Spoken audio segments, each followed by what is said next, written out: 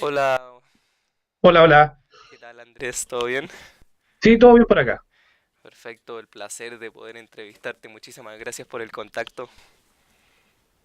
No, no, o sea, con tal de ayudar a Natalia, que fue una estudiante mía, no hay problema, digamos. Una muy buena persona, por supuesto. Sí, desde que es chica fue así. Perfecto, Andrés. No sé si más o menos pudiste leer las preguntas, estás Sí, interiorizado con el sí, tema. sí. Natalia ayer me entregó las preguntas. Si bien yo no soy experto en historia del arte ni en arquitectura, por lo menos en lo que yo domino las puedo responder, digamos. Ahí evaluarán ustedes si les sirven o no les sirven, digamos. Yo les puedo cooperar por lo menos con esas preguntas a simple vista.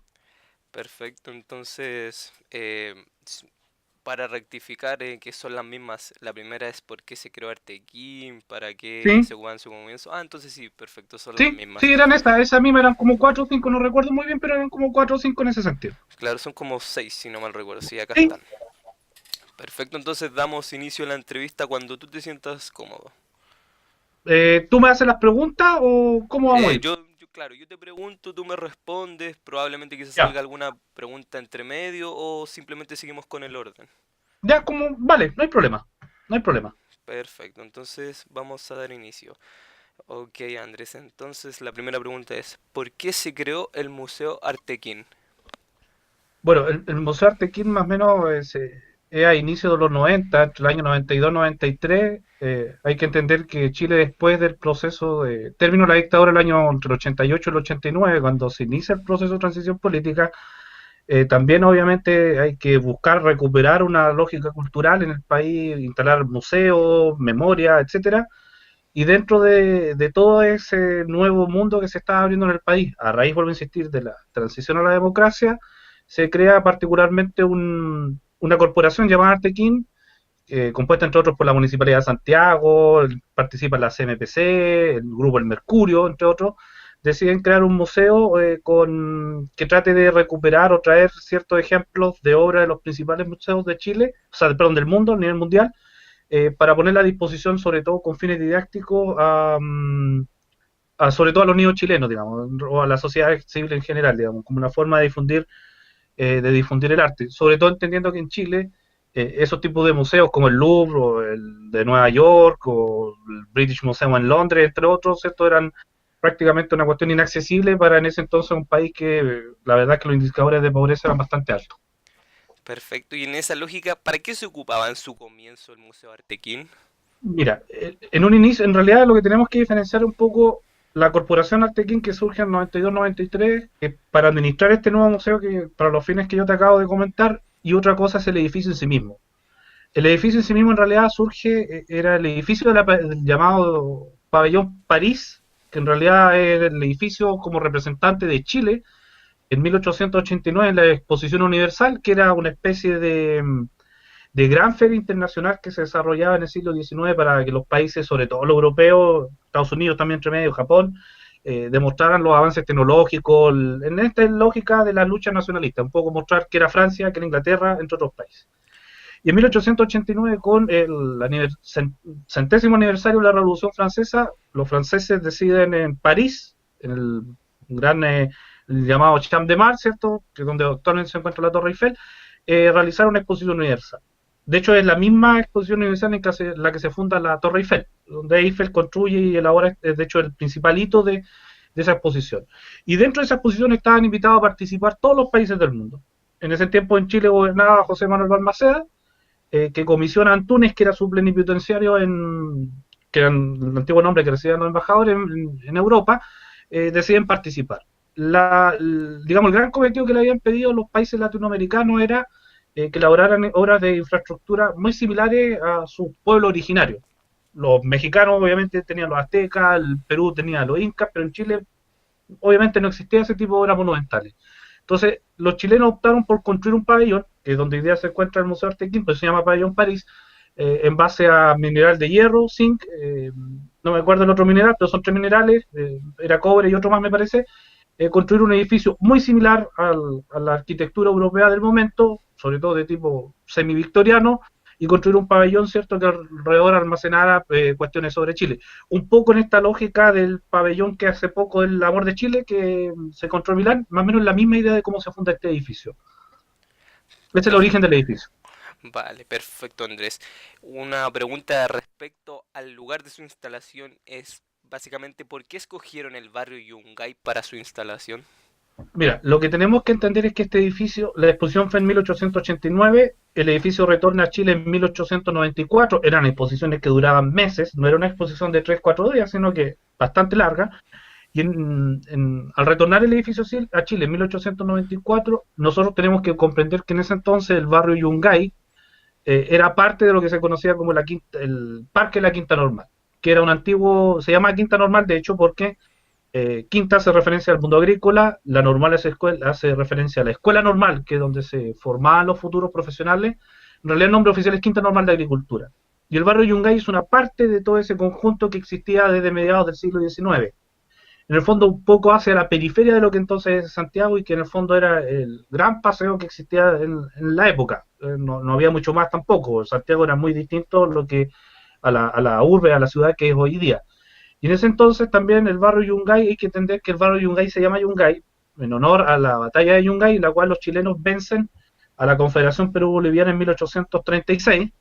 Por tanto, la idea del hito nacionalista, la idea de estos edificios que acercaban a Chile y lo transformaban en una especie de, no en un vagón de cola la modernidad reflejada en estos grandes edificios de metal muy simbólicos de la revolución industrial. Entonces era como un lugar icónico para colocar estos edificios que tenían el espacio necesario para colocar el edificio, el espacio disponible, y era el gran paseo existente en esa época que estaba de hecho siendo intervenido por grandes arquitectos de la época, de hecho, sectores donde están los museos, que eran antiguos palacios que construía la aristocracia chilena, digamos, la aristocracia local, los ricos locales, la plutocracia o como la queramos llamar.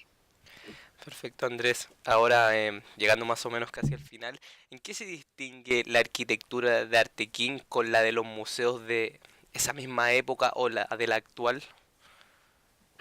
Mira, lo que hay que entender es que no sé si habrán tantas diferencias o no, pero el tema del uso del metal, por ejemplo, es algo típicamente de los edificios de finales de esa época, porque en particular el mineral de hierro es el material que define el siglo XIX. No es el carbón, no es el bronce o el cobre u otro mineral, ni el oro ni la plata, digamos, es el hierro. Porque el hierro simboliza la modernidad, el hierro simboliza el progreso, el hierro simboliza eh, los avances de la época, esta idea del progreso indefinido, un poco cuya principal muestra es el ferrocarril.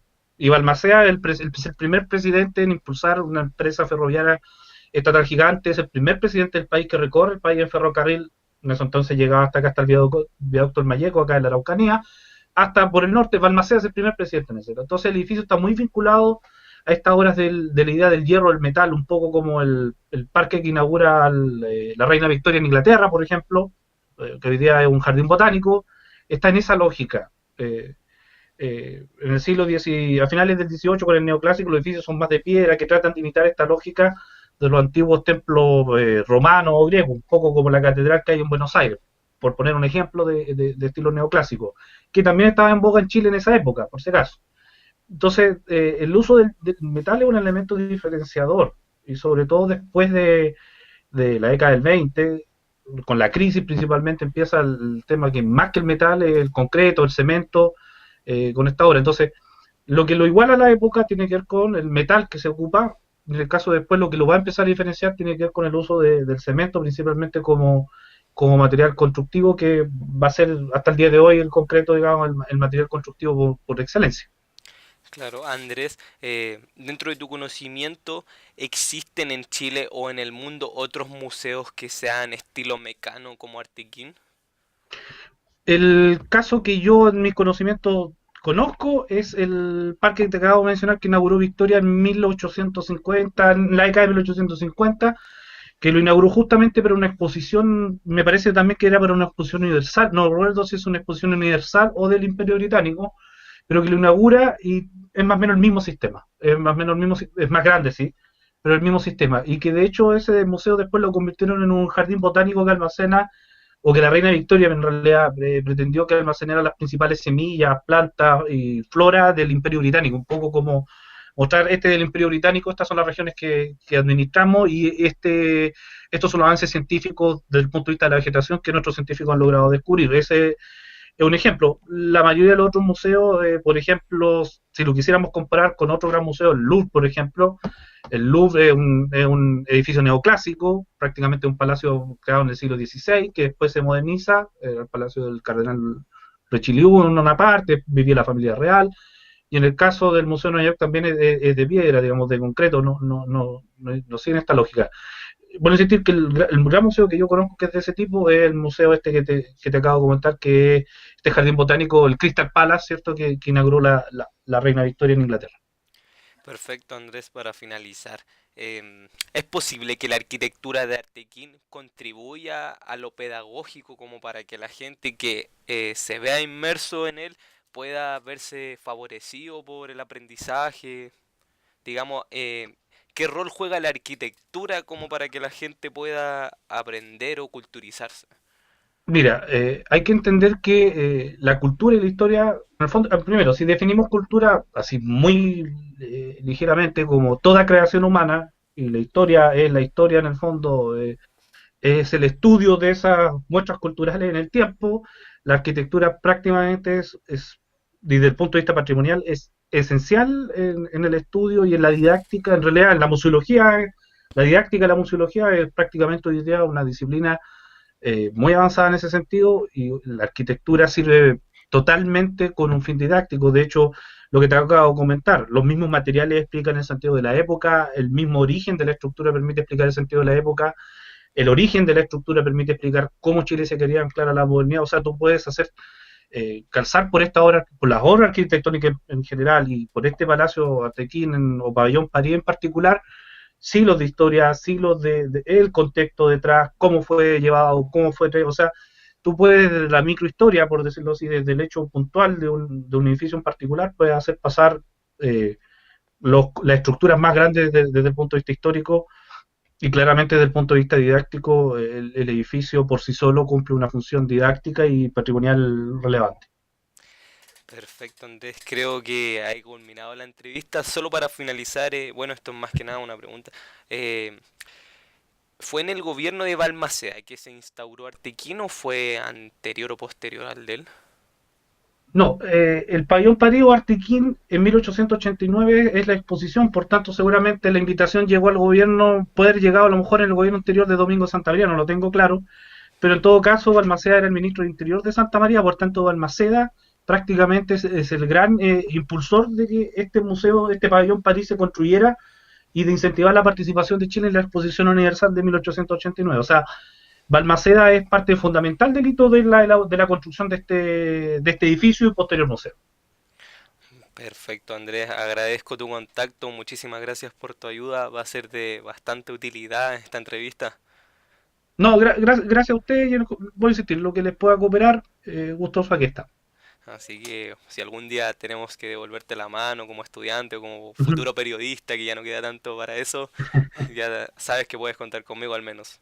Vale, muchas gracias. Muchas gracias, Andrés.